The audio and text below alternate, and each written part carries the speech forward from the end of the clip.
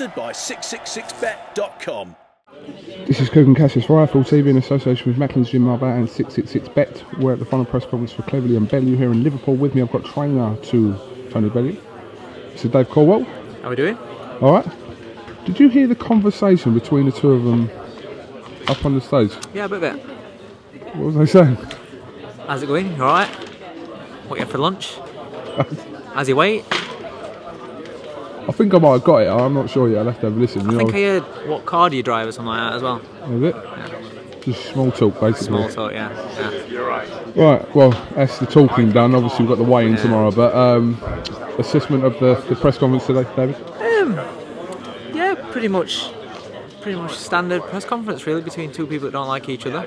You know, a bit of verbals, a bit of muttering going on. A bit of football scores carrying on going on, you know, 2-0, I heard that a few times. It was decent, alright, you know, tension, massive tension.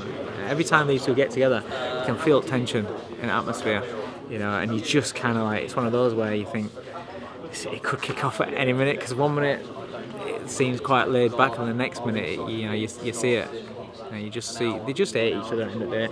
And they get to settle it. That's a good thing. It's old Tony keeps saying it. Can't wait. 2 days left. That's it. It's been where it's been a bit rattier further out because he's just sick of all this and he just wants to get in there and fight now. And then today is, you know, we're almost there now. I see Tony purposely kept his headphones on while Cleverly was talking. Yeah. And then because you know, George Groves' tactic, I think that isn't it? I think he did that with.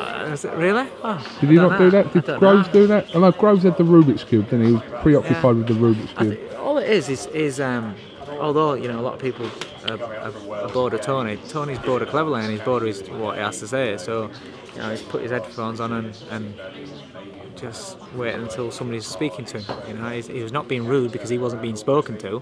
You know, as soon as somebody's asking a question, headphones are off and he's answering questions. So he's not being rude. He's just choosing not to listen to Nathan talk about what he's got to talk about, really. I know you wasn't obviously his trainer for the first fight 3 years ago, but do you have any indication of how confident and motivated he is? Oh, Clev? No, Tony. Yeah.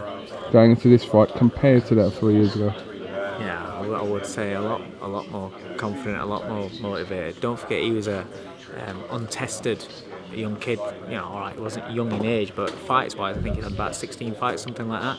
And if you remember rightly, going into the first fight, everybody wrote him off. Everybody says that he was going to get bombed out. Everybody expected him to get stopped.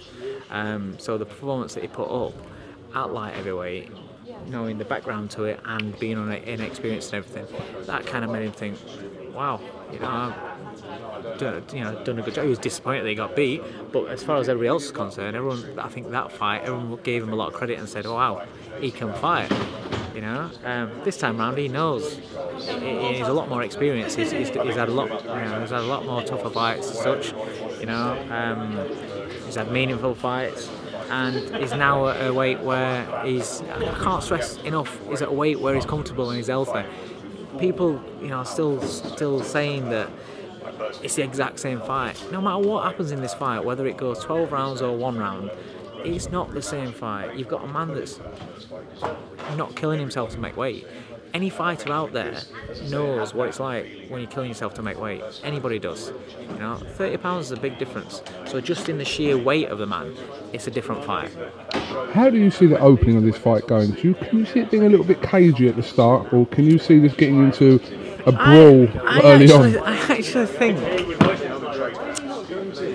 I know Tony doesn't think so, but I think there's 2 ways that Cleverly's going to box. I think he's going to try and outbox him. I think he thinks that Tony's too fat, too slow. If you're fat and slow, easy option is to outbox him. And I think that he may try and box him a little bit from outside and look for his bomb from the outside, and then get on inside on his chest. Either way, I'm not really asked, because we've worked on both sort of methods that could be coming our way. Tony's quite confident in either way. If it's a case that Cleverly comes and rushes him, then Tony will find it easier to land his shots.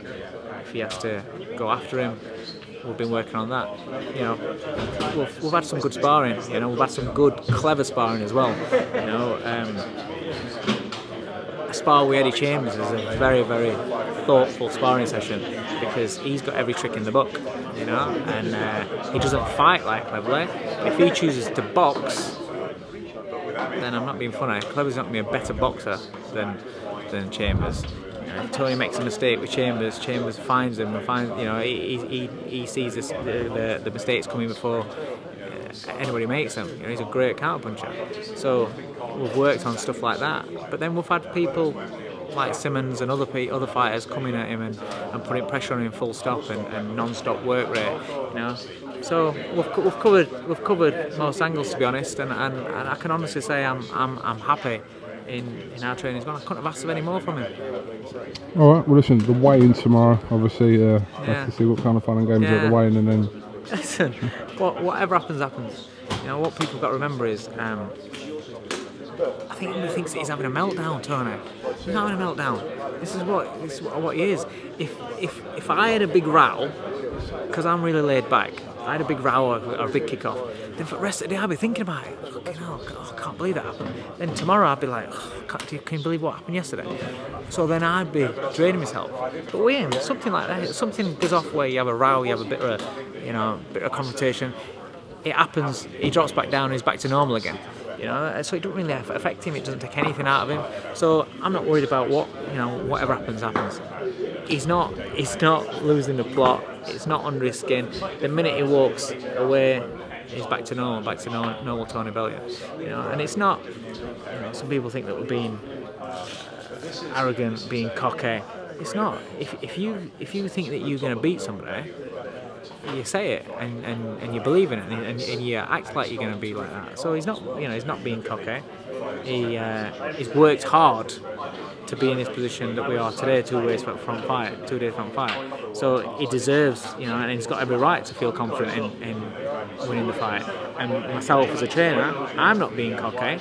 I'm just seeing how my fighters been performing in the gym throughout all training camp, but not just for this fight. For the last, this is our 3rd fight, so for all the while since we've been working together. So I know what he's capable of, and in my opinion, and from what I've seen, and others' opinion as well, from what they've seen, he's got all the tools in the box to knock him out. And that's what I think can happen. It's not being arrogant, it's just what I think can happen. I think, don't get me wrong, it could be a really hard fight, but ultimately, my man wins. And that's what that's what I'll say, and that's what I believe. All right. Well, listen, Saturday night we shall soon find out. So thank you very much to IFL TV, and we'll catch up with you. I can't wait to get this off. Cheers. Cheers, Dave. The Big Fight, sponsored by 666bet.com.